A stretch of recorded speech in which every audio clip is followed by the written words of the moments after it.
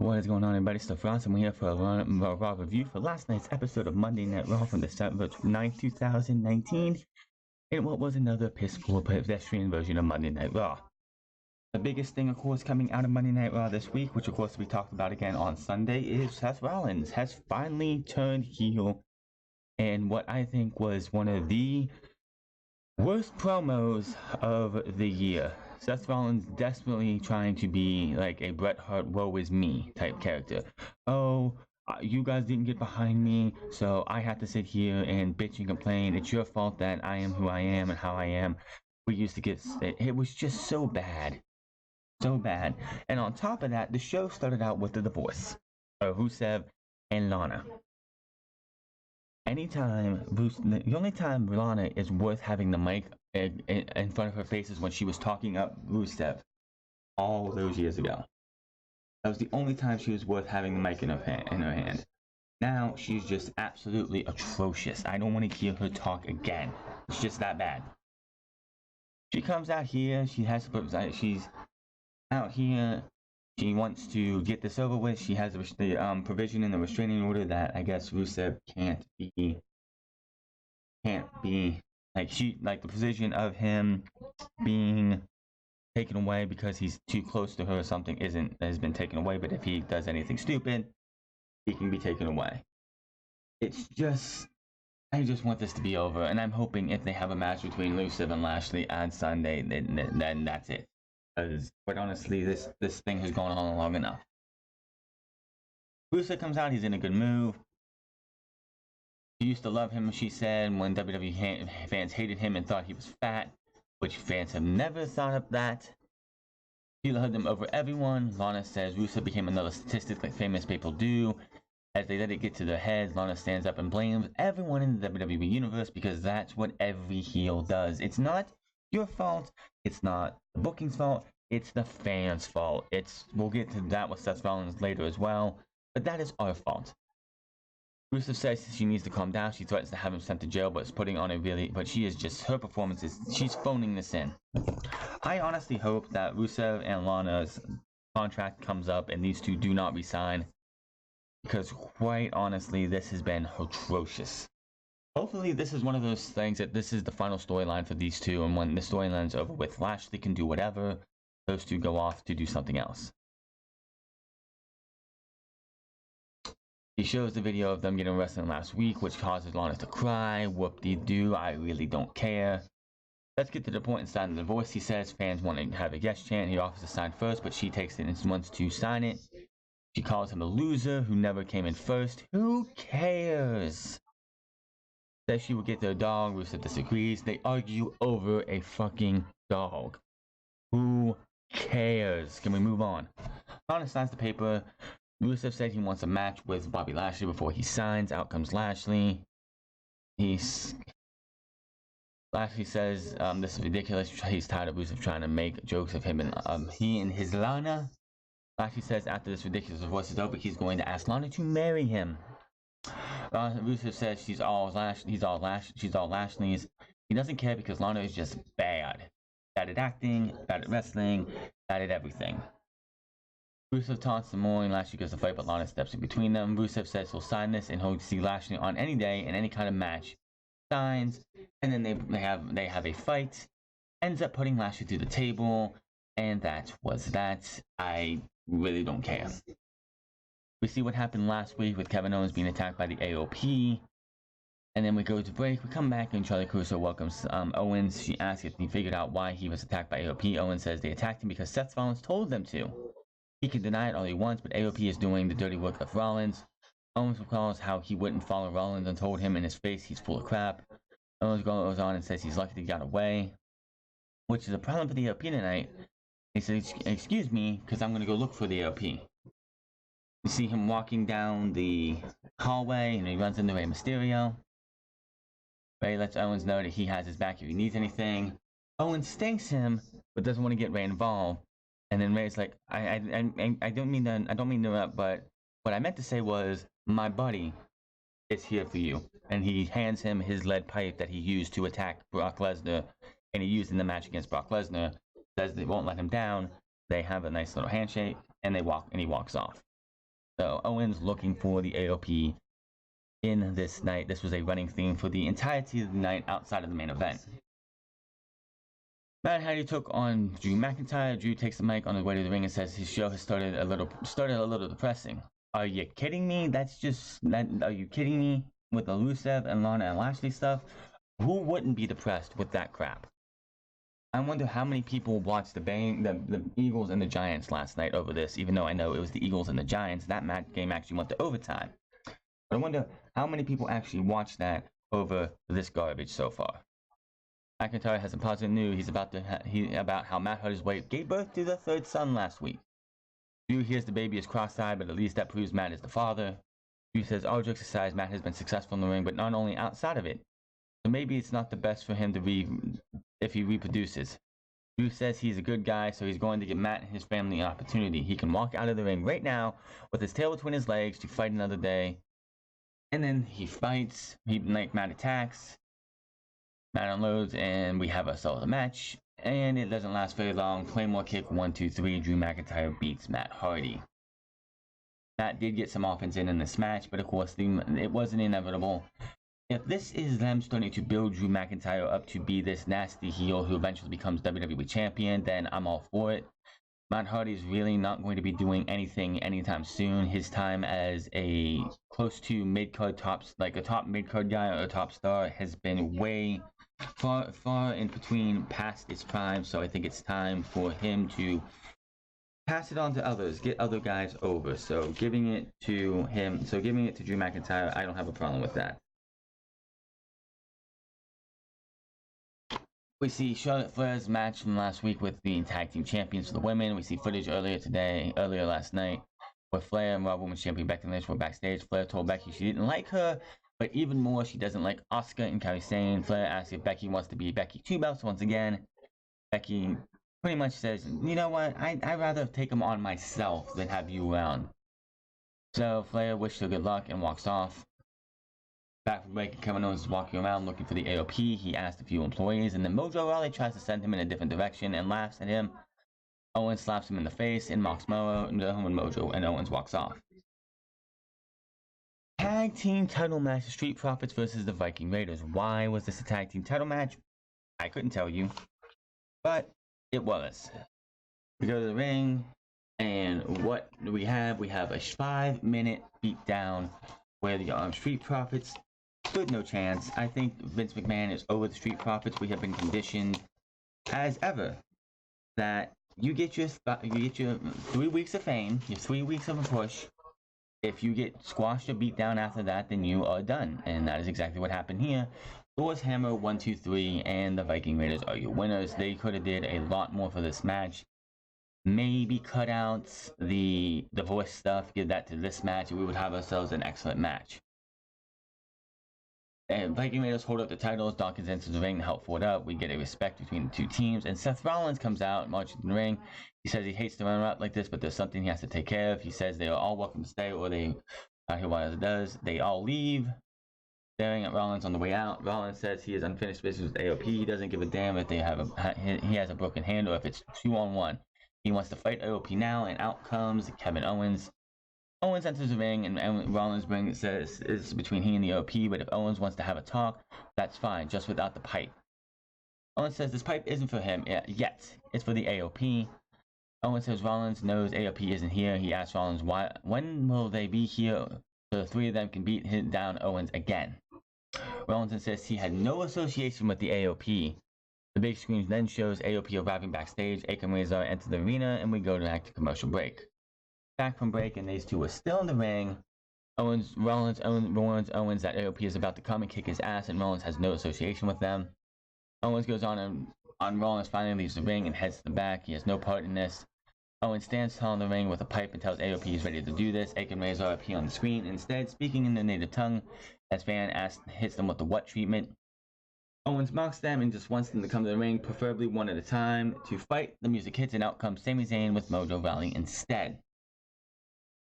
So Sami Zayn, what is up with this this brand split? I thought this brand split was supposed to be Raw and SmackDown and SmackDown. He's surprised. He says everyone is surprised to see him because he's a SmackDown superstar, but he was able to get a managerial license that gives him some freedom to go back and forth on Raw and SmackDown. Owens says says Owens knows him best and knows he's not a manager. He's a liberator. He sets people free. Sammy and Mojo are in the ring now, staring Owens down. Sammy says the slap to Mojo's face at the back was too far. Owens humiliated Mojo. Fans cheering. Sammy calls them idiots. Sammy can't help Owens until he first admits he was wrong in front of all of them. Sammy asks if he will apologize to Mojo. Mojo yells at Owens and looks at him when Sammy is talking to him. Mojo isn't going to let Owens disrespect Sammy too. Sammy warns Mojo not to be so loud and take that tone with Owens when he has that look in his eyes and the pipe in his hands.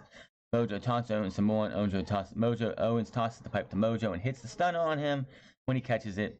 Sammy looks shocked as he exits the ring. Owens nails Mojo with the pipe several times while he's down. Sammy cringes on the ramp. Referees run down to check on Mojo at the ringside, and we go back to commercial break. Sami Zayn is on SmackDown, and he is associated with Shinsuke Nakamura and Cesaro. Okay, two guys who I can see going somewhere if they were booked right. Why would you pair him with Mojo Rawley of all people? Mojo Rawley of all people? Are you kidding me? That's lame. Absolutely lame. So I hope this will be just a one-time thing and SmackDown can have Sami Zayn back and he stays off of Raw. Aleister Black versus Akira Tozawa. Here we have ourselves a nice little match here. Akira Tozawa puts up a hell of a fight, but it ends with a black mask to the face. 1, 2, 3, and Aleister Black wins. Apparently that submission that Dragon Sleeper was it or something that Aleister Black was using as a finisher kind of went to by the wayside because he hasn't used it in a long while.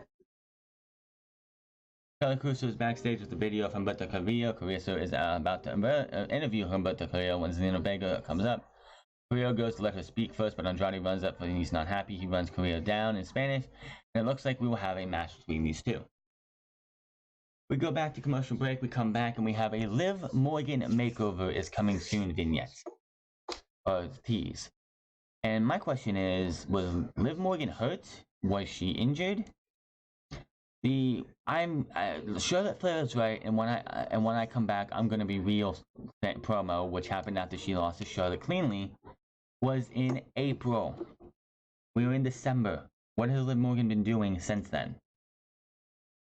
I swear, it's like they forget that they forget what they did 7 months ago, and they're like, oh wait, we had this whole Liv Morgan tease, and now we have to do something with it.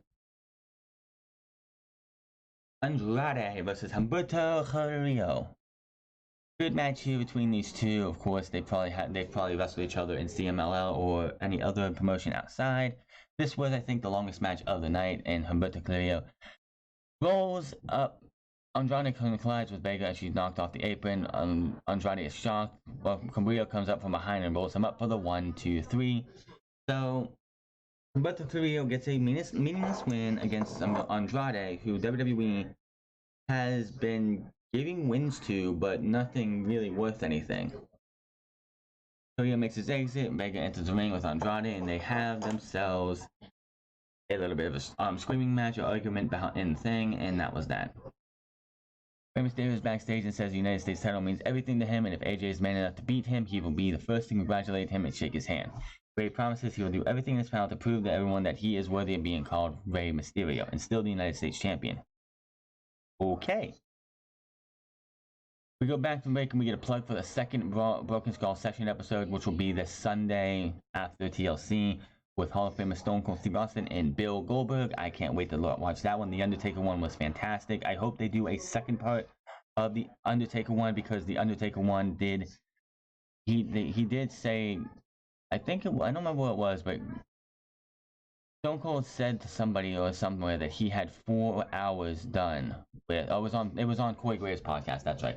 That he did 4 hours with the Undertaker, and I would like to see more, because they did put a deleted scene on Twitter where he was talking about his first match with Bruiser Brody. I would love to see that other 2.5 hours or whatever the hell they have left. Kevin Owens is backstage looking for AOP, still carrying the pipe. One employee tells Owen he just saw AOP heading to the van outside. Owens thanks them and walks off. Then we get Buddy Murphy versus Zack Ryder. Who do you think was going to win this one? Buddy Murphy wins in about 4 or 5 minutes. Not much else you can say about that. After the match, Murphy makes his exit and his music hits, and nothing on a tease between him and Aleister Black. No challenge, no match that hinted it's going to be happening at TLC. Nothing. Okay. Then comes the worst part of the show. Owens is hunting AOP in the back. He approaches the front of the van with his pipe in hand and starts bashing some windshields looking for them. He opens the back of the van. He goes to get this. There's this chair that's sitting there. It's a spin around chair. And he goes to grab it. Nobody's in there. Obviously, nobody's in the chair. At least it doesn't look like it. Of course, it was black, dark in there, so you couldn't see anything. AOP pull him out. They beat the hell out of him. They pan back to the van. There's a dude in a hood sitting there. Removes the hood, and it's Seth Rollins. He gets out, takes the jacket off, says, "I had to come to this. I'm sorry, Owens." And then hits him with a stomp. Rollins stands over Owens in between Akam and Razor. He looks at them, and they walk off together, and we go back to break. Come back in, and out comes Seth Rollins with a mic. He asks the fans, what do they want from him? What do you want from me? I've been asking that for a long time. Me and you, we used to get along. Used to see things eye to eye, but somewhere it went wrong, and I've been trying to figure this stuff out. Why? I've been doing everything I want, not taking days off, fighting through injuries, laying it all on the line. Every time I go to the ring, fans are booing him, sticking his neck out. I'm sticking my neck out in the ring, in the media. Rollins, I'm sticking my neck out in the line and getting yelled at and spit on. I'm sick of it. I've told the truth, but the truth wasn't good enough. I told you last week, 2 weeks ago, had nothing to do with the AOP. I told Kevin Owens last week I had nothing to do with the AOP. I told you that tonight, and I had this truth, but the truth wasn't good enough. But you guys believe that piece of shit like Kevin Owens calling him a liar. Owens couldn't lace my boots. Owens tried telling us he didn't have anything to do with it, but the AOP, and that was the truth. But once again, the truth isn't good enough. Rollins goes on and says he's standing with Akam and Razor because they understand. Out come the AOP on stage and looks at them and smiles, hands one of the mics to one of them, and they walk them back and they follow him without speaking. So, woe is me, woe is me. You have been nothing but you've been terrible on social media. Your booking's been terrible, but you can't have him come out there and be like, yeah, the reason everything has been bad is because the booking has been horrendous. The booking has been terrible, so that is why this has been bad. But it's not all the booking's fault. Me going out there, being an asshole, being a condescending prick, that has also been a problem. But yeah, WWE, and so basically they're trying to do Bret Hart 1997 with this guy. Like, seriously. Oh, the fans turned on me because of them. It's not my fault. Yes, half of it is your fault. Because you went out there and you have done everything you can to, like, this guy, like Kobe Lopez. I'm going with the shoot name. Kobe Lopez can't fucking realize that the reason fans are sick and tired of this is because that entire Fiend feud was absolutely terrible. There were 3 feuds in WWE this year that are up for worst feuded year in the unscripted 2019 awards, which will be given out on December 29th. Seth Rollins versus Baron Corbin, Roman Reigns versus Baron Corbin, and Seth Rollins versus The Fiend. All 3 of these were absolutely terrible. And the booking was just so bad, and he doesn't seem to realize what was wrong with the booking. Why people have gotten turned on him. Why people don't care about Seth Rollins anymore. But of course, it's not anyone's fault but the fans.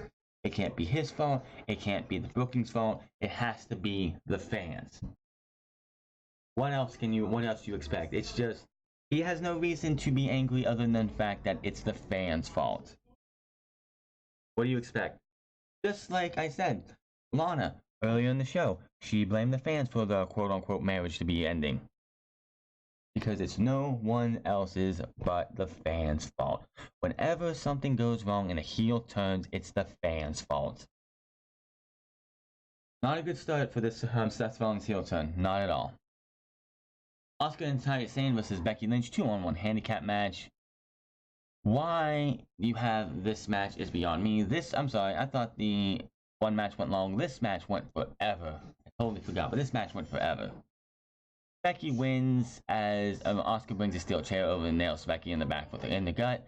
Well, it's disqualification. After the bell, Asuka delivers a few more chair shots to Lynch and is forced back down. Sane and Asuka stand up a table now to position Lynch on it, and Sane goes up to the top. Sane delivers the insane elbow through the table on Lynch. Sane and Asuka stand tall as officials check on Lynch and tell them to go away. We get replays of huge elbow through the table. Sane and Asuka head up the ramp with their titles, and the fans boo them. They celebrate with the titles, and they say, as Lynch looks on from the floor. OC is backstage, and AJ Styles says it's time for OC business. Puts over Luke Gallows and Carl Anderson. Says sooner than later they will take the Raw Tag Team titles from the Viking Raiders, and they will celebrate with the United States Championship because AJ Styles is beating Rey Mysterio tonight. AJ says that Randy Orton wants to stick his nose in OC business, then he won't just hurt Orton for tonight or tomorrow. Maybe they will end his career forever, and we go to commercial break. We get a paid for by the NWO announcement for the 2020 Hall of Fame induction. They mentioned Batista's induction earlier. We do have 2 inductions already. This obviously is telling you that these ticket sales for the next show for the Hall of Fame are not doing so well. They are not doing so well. Charlotte Flair is in the trainer's room with Becky while she's getting iced up. Lynch is defiant, and Flair walks out of the room. Flair is walking up the hallway when she is attacked from behind by Asuka and Kairi Sane. They have a steel chair and beat Flair down in the hallway. Which obviously you know where we're going with that. Rowan kills another enhancement talent. Who gives a shit? I don't care what this pet of his is. It's all going to disappoint us anyway. Charlie Caruso stops the tag team champions backstage and asks them who it's next for them after the dominant showing. They challenge Charlotte Flair and Becky Lynch, challenge them for a TLC. They walk off and go back to commercial break. We come back and we see Charlotte and Becky in the trainer's room, and now they're willing to team together and fight the tag team champions, but they want it as a TLC match. So obviously that match that was advertised weeks ago at the TLC, for the TLC pay-per-view, is going to happen. We cut to a Monday after weekend update and send a style segment with the Street Profits, and I don't even care. This is what you have for the Street Profits. You have spoofing SNL. Oh, the headaches I have. These guys deserve better than this. You have them get beat by the Viking Raiders quite quickly, easily. And then you have them this. Are you kidding me? What a joke, man. What a joke. The Street Profits are definitely missed down in NXT. They're honestly needed more in NXT than they are on Monday Night Raw. Plain and simple. They are needed more on Monday Night Raw than they are on NXT than they are on Monday Night Raw, because Monday Night Raw has no tag team division, where NXT is slacking in male and babyface talent for tag teams. So they definitely would be better off in NXT. Then we get AJ Styles versus Rey Mysterio. This match ended a little weird because apparently there was a botch. There was a botch during this. AJ tries to turn a Hurricane into a Styles Clash with botches and lands bad. Styles regroups and hits the Styles Clash after that. Goes for the pin, but Randy slides in the ring out of nowhere, stops and smiles at Orton, preventing him to go for the pin. AJ regroups and goes for the Styles Clash again, but Ray turns it into a roll for 1, 2, 3. As he's going for the Styles Clash again, the lower third comes up. And as soon as the bell hits and Ray exits the ring, we go, done. Show ends. So obviously the botch didn't help. Here's my thing when it comes to this. If a botch happens, I don't care how egregious it is, especially if you're on a time constraint, don't go back and do the botch again. Just continue where you're going.